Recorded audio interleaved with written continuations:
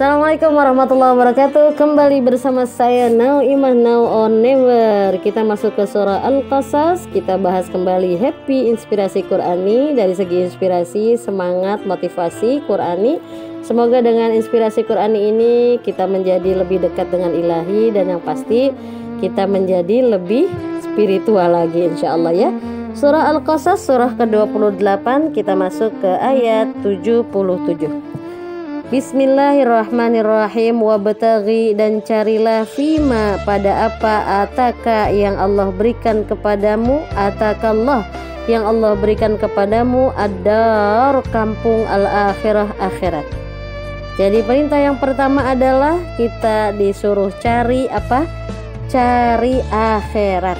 Jadi carilah apa yang Allah berikan kepadamu, maksudnya pahala al-akhirah, pahala akhirat.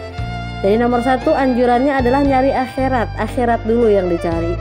Jadi ketika dibenturkan dengan dunia, maka akhirat dulu ya. Kemudian apa? Tapi ada nasihat berikutnya, wala tansa, dan janganlah kamu lupa nasibaka, bagianmu, minad dunia, dari dunia. Jadi artinya ada balancing ya. Ada keseimbangan tapi ada priority. Ketika dibenturkan antara dunia dan akhirat, maka prioritinya adalah akhirat. Ketika misalnya waktunya sholat ya, maka ketika dibenturkan dengan duniawi, maka nomor satunya adalah sholat akhirat.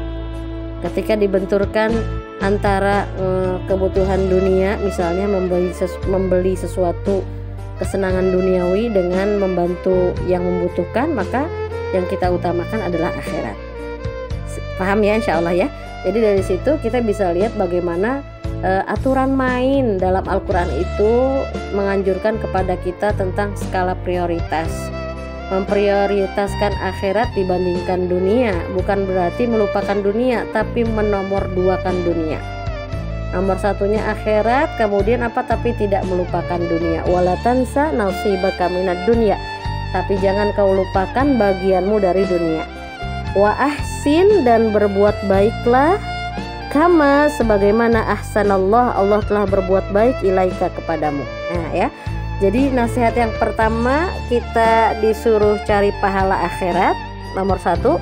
Kemudian yang kedua, jangan lupain bagian kita di dunia. Artinya apa? Tetap ikhtiar melakukan amal-amal duniawi ya, usaha-usaha duniawi untuk mencapai kebahagiaan akhirat. Jadi dunia itu hanya sebagai wasilah, sarana untuk kebahagiaan yang abadi.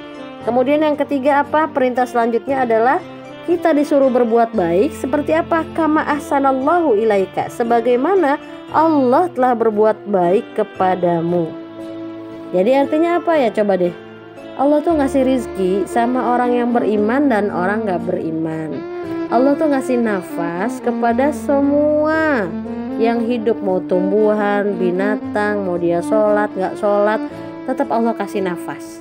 Artinya di situ kita belajar bagaimana Allah begitu mencintai, tulus mencintai makhluknya tanpa memandang, tanpa syarat apapun. Begitu juga saat kita berbuat baik, kita dianjurkan berbuat baik sebagaimana Allah telah berbuat baik kepada kita semua. Ya, jadi artinya apa? Nothing tulus ya. Apa sih kalau betul ya bahasa Inggrisnya?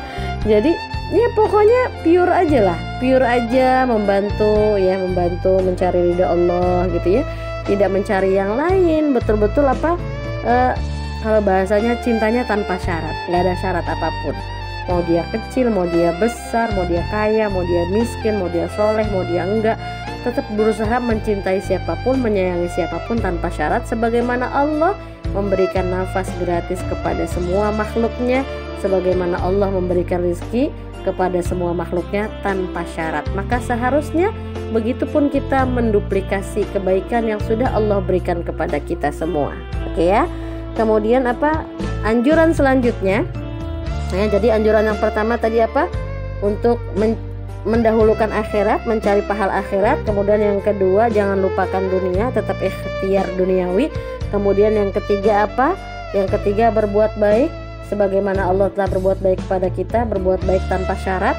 Kemudian yang keempat, wala tabghil fasada fil ardh, wala tabghi, dan janganlah berbuat al fasad, kamu berbuat kerusakan, fil ardi, di bumi. Jadi yang keempat isinya adalah larangan, jangan berbuat kerusakan. Apapun kerusakannya jangan lakukan. Kenapa? Innallaha la yuhibbul mufsidin. Innallaha, sesungguhnya Allah, la yuhibbu, tidak menyukai al mufsidin, orang yang berbuat kerusakan.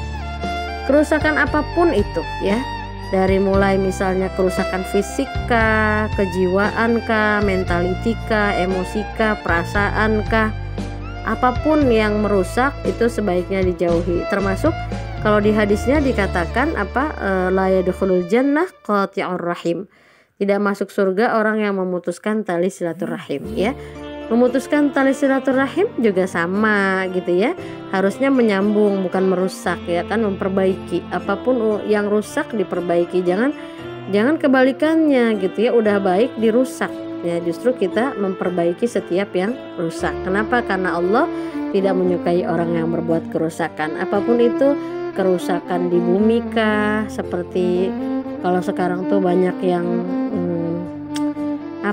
nebang pohon misalnya ya, bukannya menanam pohon tapi nebang pohon misalnya ya. Terus apalagi kalau berlebihan juga kan jadinya bahaya, akhirnya terjadi banjir lain sebagainya. Itu kan efek dari meremehkan ya, meremehkan sesuatu, berbuat kerusakan nggak apa-apalah kecil ini gitu ya. Tapi kan kalau kecil lama-lama jadi besar gitu ya. Itu makanya kenapa kita tidak boleh berbuat kerusakan, karena tidak ada dampak baik dari kerusakan. Yang namanya kerusakan berarti yang ada adalah kerugian. Nauzubillahi min dzalik.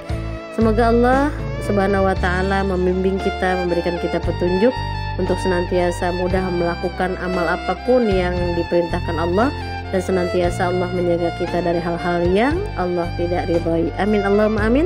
Assalamualaikum warahmatullahi wabarakatuh. Selamat mengamalkan. Thank you.